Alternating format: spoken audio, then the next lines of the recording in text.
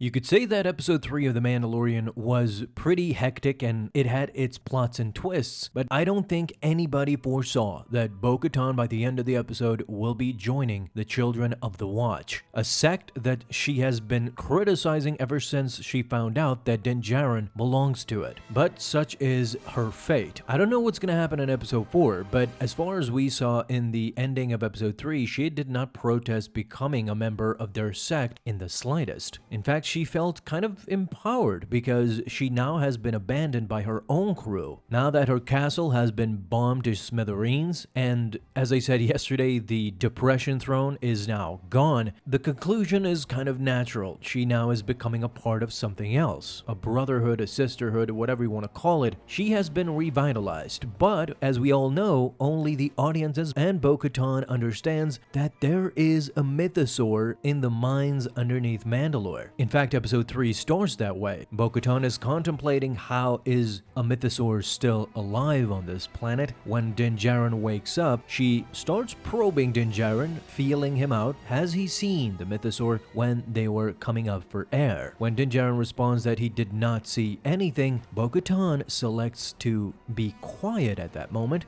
instead of revealing to Din Djarin the truth that there is a mythosaur down there. So in this video, I wanted to talk about it in more detail than we think. Why is Bo-Katan lying right now? By not revealing the truth, by not revealing what she knows, she is de facto lying. Let's immediately start with episode 2, because at the ending of episode 2, we all saw Bo-Katan read the plaque that was before the waters underneath the mines. In the plaque, it clearly stated that the first Mandalore became Mandalore, the ruler, the unifier of the Mandalorian people, by not only wielding the darksaber, but by taming the mythosaur as well, riding it. Immediately, this puts us into the mindset that Bo-Katan is kind of reserving the mythosaur for that similar reason. I wanted to make this video in order to discuss, are her intentions sinister or not? Because right now, she is very much sus. Even episode 3 ends that way, with Bo-Katan looking at the mythosaur symbol that is in the cave where the armorer resides. It is a symbol that unites all Mandalorians. By this point, we have understood that it is an integral part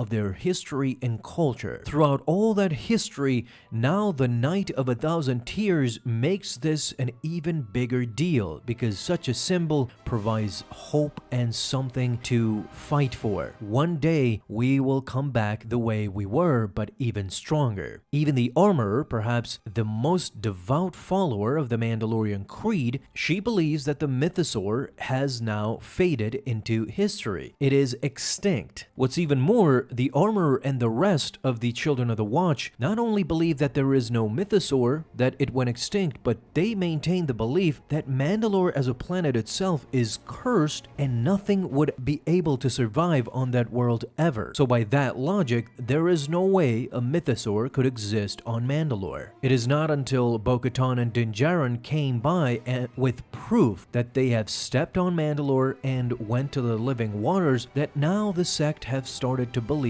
that perhaps Mandalore could be habitable again. Well, Bo-Katan could change all of that because she knows the truth. Not only is the planet habitable, but there is a mythosaur alive.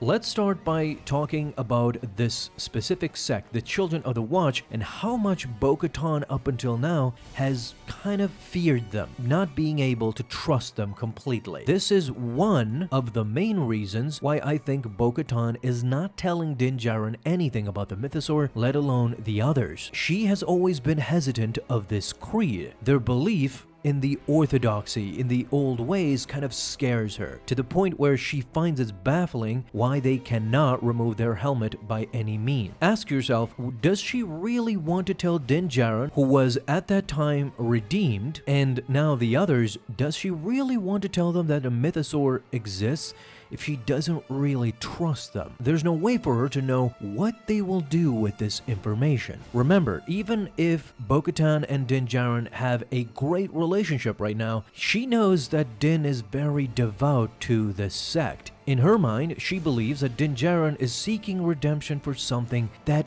isn't wrong. removing your helmet does not mean you betrayed the Mandalorian ways. If they knew that the MYTHOSAUR exists, this would change the future of all Mandalorians. This sect could convince even more people to convert, something that Bo-Katan is right now against doing. Furthermore, her time with the darksaber shattered the Mandalorians altogether. She had good intentions.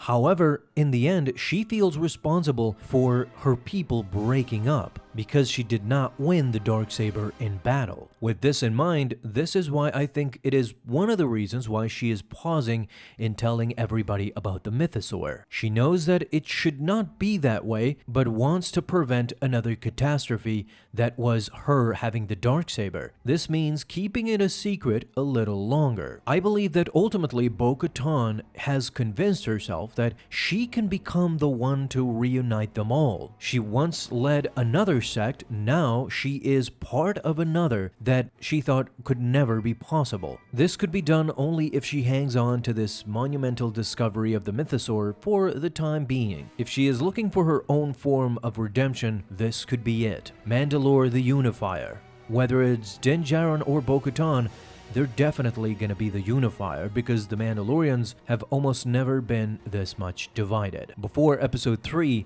aside from Din Djarin, Bo-Katan had no true allies. Her home has been destroyed. Now her castle has been destroyed as well. She has nowhere to go. Ultimately, I think that this is leading to a spectacular battle between Din Djarin and Bo-Katan because one has the darksaber and now the other has the MYTHOSAUR, meaning Din Djarin the darksaber, and Bo-Katan will not tell anybody about the MYTHOSAUR but will try to tame it so that either one of them will be Mandalore or, as these modern storylines have started popping up, it will be both of them. Both of them could be Mandalore in some way, and Din Djarin will bring the Children of the Watch, while Bo-Katan will bring her own people so that both of them could unify all of them together. One has the darksaber and one has the MYTHOSAUR. That could be a pretty interesting storyline in and of itself, but let me know what do you guys think down below in the comments. Thank you so much for watching this video, and if you enjoyed, leave a thumbs up down below, subscribe for dailies. Now you have an awesome day, Star Wars fans. I'll see you in the next video, and may the Force be with you. Until then.